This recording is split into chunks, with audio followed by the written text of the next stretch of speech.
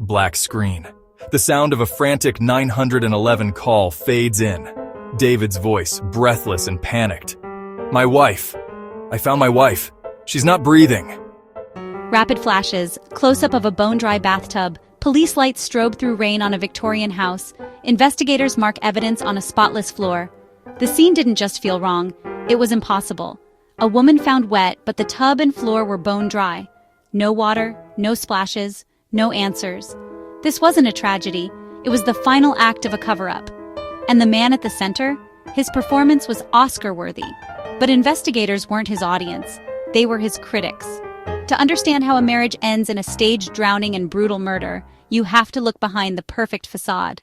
The story begins, as so many modern romances do, online. It was 2013 on Match.com, where two seemingly disparate worlds were about to collide.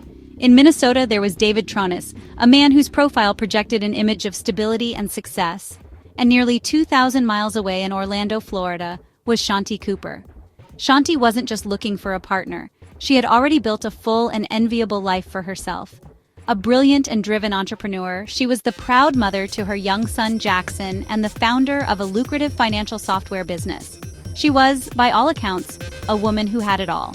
But the promise of a shared future, of a partner to complement her own success, held a powerful allure. In the world of online dating, you are the architect of your own identity. It's very easy to create a curated version of yourself, a digital facade. For a manipulator, it's the perfect hunting ground. They can mirror the ambitions and desires of their target, creating an illusion of perfect compatibility. David presented himself as a wealthy businessman, a peer who could understand and appreciate her ambition. For Shanti, who had carved her own path through hard work and intelligence, the idea of a partnership of equals wasn't just appealing. It was a prerequisite. He wasn't just a potential partner. He was the missing piece of her perfect life. After a long-distance courtship, David made the move to Orlando, and soon, he made an even bigger move. In 2015, he located the perfect symbol for their new life together, a striking 4,000 square foot Victorian-style home in the historic and affluent Delaney Park neighborhood. It was a statement piece, a declaration of status. The purchase was made for a reported $600,000, paid in cash. This single transaction seemed to cement David's image as a man of immense wealth and solidified Shanti's belief that she had found her financial and social equal. It was the ultimate grand gesture, the foundation stone for the future he had promised her. But almost as soon as they had the keys, David unveiled his true vision. This wasn't going to be a simple redecoration. It was to be a total transformation, a renovation on a scale that baffled contractors. He insisted on taking the house down to its very bones. It was fully disassembled like a giant empty shoebox. Walls vanished, floors were torn up, and the grand Victorian home was reduced to a hollowed-out shell. David was the project manager, the visionary, but he had no background in construction or design. His plans were ambitious, erratic, and constantly changing. As the main house became a hazardous and unlivable construction site, the family, David, Shanti, and her son Jackson, retreated. Their new home was a cramped one-bedroom studio apartment above the garage. The contrast was stark and cruel. The vast, empty mansion they owned, and the tiny, cluttered space they were forced to inhabit. What was meant to be a temporary inconvenience of a few weeks stretched into months, and then years, with no end in sight. And who was paying for this chaotic, never-ending project? The multi-millionaire David Trun? No. The entire financial burden fell on Shanti. It was her money, earned through years of tireless work, that was being poured into the money pit next door. Every invoice, every contractor, every piece of material was funded by her. Financial abuse is often about control. By taking control of a shared project, like a home renovation, the abuser can create a legitimate-seeming reason to access and drain their partner's finances. They frame it as a shared investment, a dream they're building together, but in reality it's a mechanism for depletion and dependency. The costs were astronomical and spiraling, quickly surpassing an estimated $250,000. Large, consistent withdrawals from her accounts became the new normal. For a woman as financially savvy as Shanti, it's a testament to David's powers of persuasion and the power of the dream he was selling, that she continued to fund this disastrous enterprise. We all thought it was strange. Here was this guy who supposedly had all this money, but Shanti paid for everything. I mean everything. Dinners out, vacations. He wouldn't even pay for his own coffee sometimes. When they lived in their old place before the house, he would only pay a tiny fraction of the rent. It just didn't add up. The stories from friends later told to police painted a disturbing picture that stood in stark contrast to David's public persona. He was, in reality, a profound miser. He refused to contribute more than a third of the rent on a previous home. He didn't help buy groceries. The man who had supposedly purchased a home with a briefcase full of cash was, in his day-to-day life, living entirely off his hard-working wife. The millionaire facade was just that, a facade carefully constructed to hide the parasitic reality of their relationship. This became their grim reality, hidden behind the manicured lawns of Delaney Park. A cold, distant relationship, buckling under the immense pressure of a renovation that had no logic and no end. The house was no longer a symbol of their future. It was a monument to David's bizarre obsession and a tomb for Shanti's life savings. They were trapped, Shanti and her son in a tiny apartment, and Shanti herself in a relationship that was draining her financially and emotionally. The perfect life she had imagined was now a waking nightmare, and the beautiful facade of the Victorian home hid a foundation that was rotten to its core. Delaney Park, Orlando, a historic neighborhood known for its picturesque brick-paved streets and a sense of quiet, established affluence. It's the kind of place where violent crime feels like a distant headline. And right in its heart stood the house David Trones and his wife Shanti Cooper were renovating. A distinctive home, adorned with gargoyles, that locals nicknamed the Castle. On the afternoon of April 24, 2018, David Trones told police his day had been perfectly normal. He'd taken their 2 dogs for a walk, he said. He'd spent some time cleaning the garage. It was a story of mundane domesticity, a placid surface that investigators would soon discover was concealing a dark and violent reality.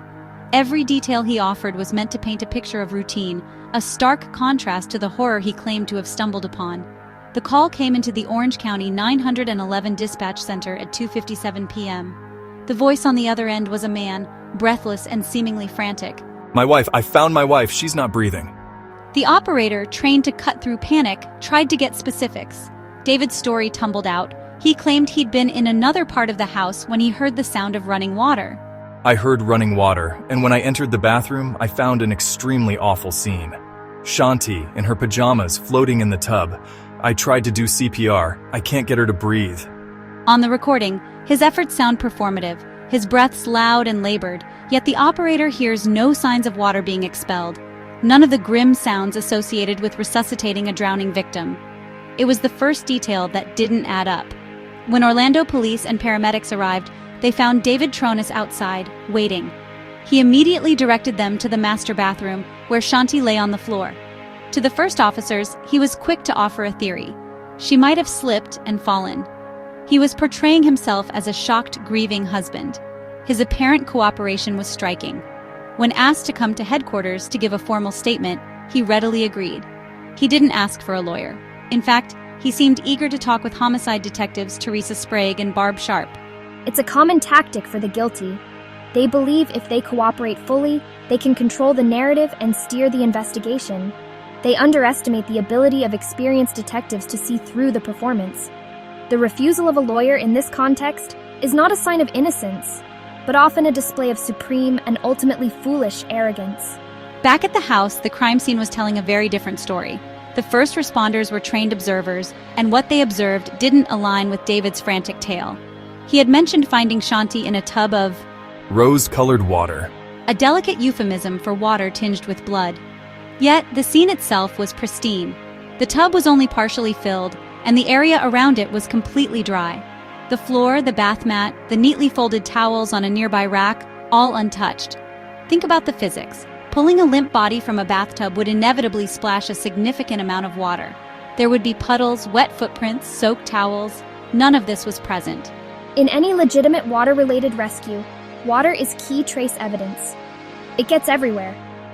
Its absence is as loud as a confession. The scene is physically inconsistent with the narrative provided. It suggests the victim was placed in the tub after the fact. For detectives, David's story was now a transparent fabrication. He was their primary suspect. David's timeline was another critical flaw.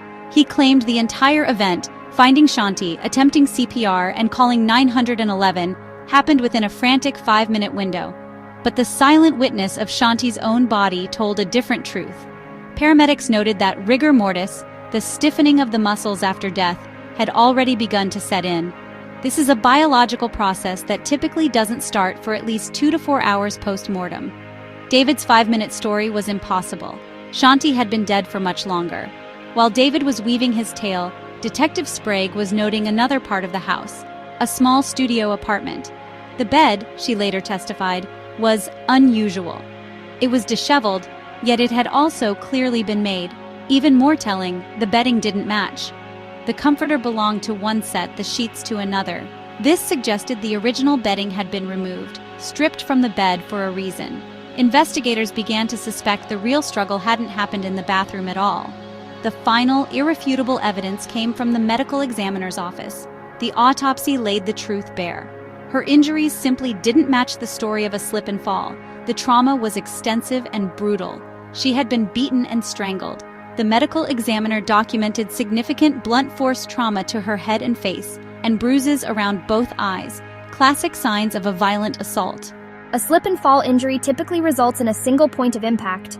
The injuries observed here were indicative of a prolonged, violent struggle. These are offensive, not accidental injuries.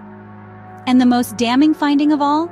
There was no water in Shanti's lungs. She had not drowned. She was already dead before she was ever placed in that tub of rose-colored water.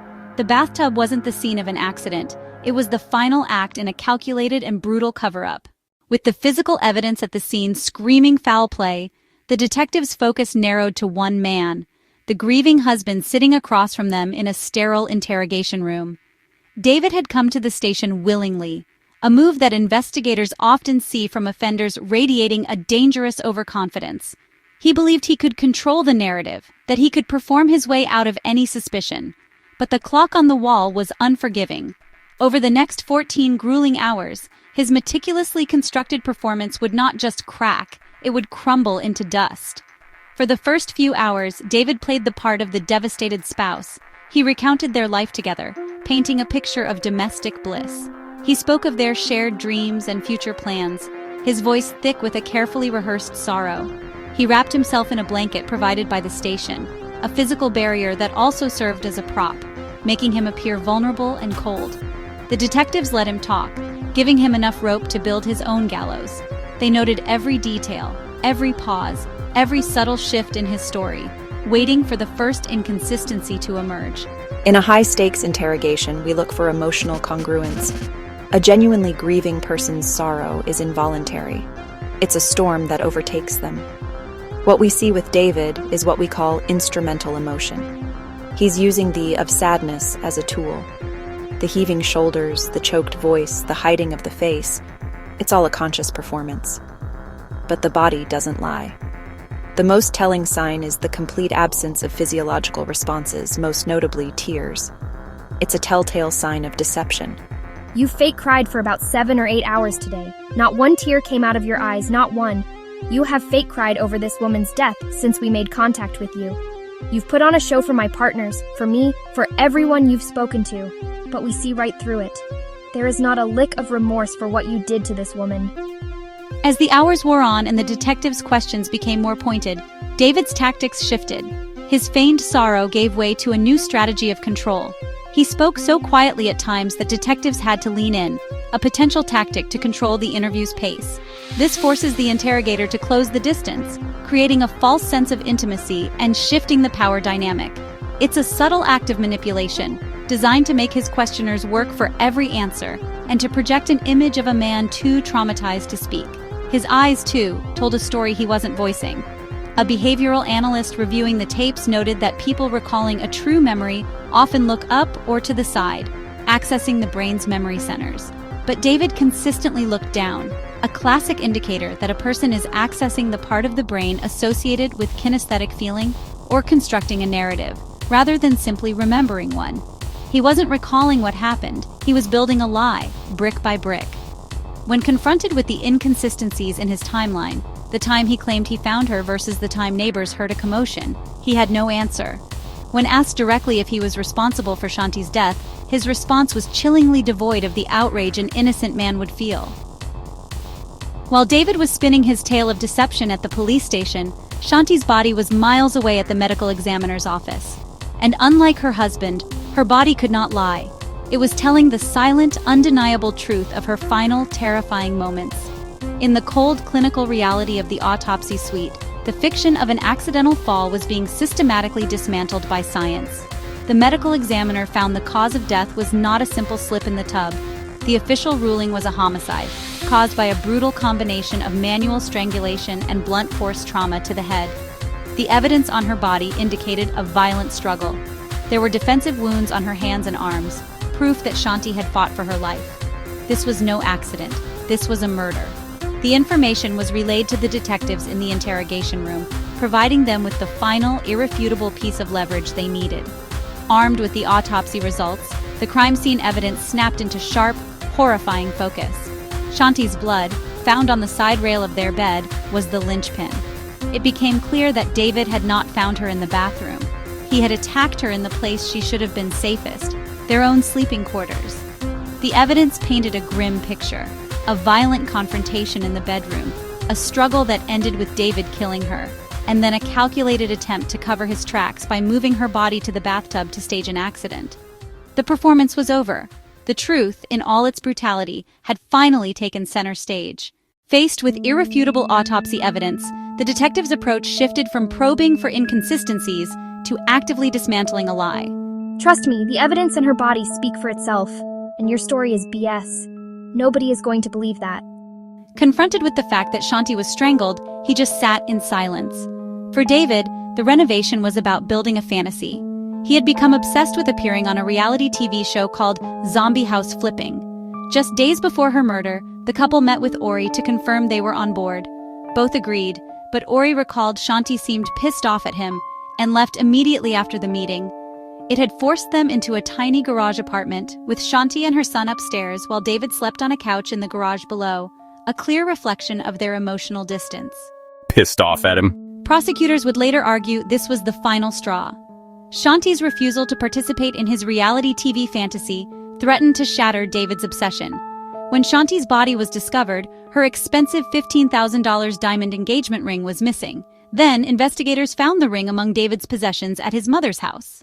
In October 2023, more than 5 years after he killed his wife, David Trons faced a jury. The 6-day trial laid out the mountain of evidence against him.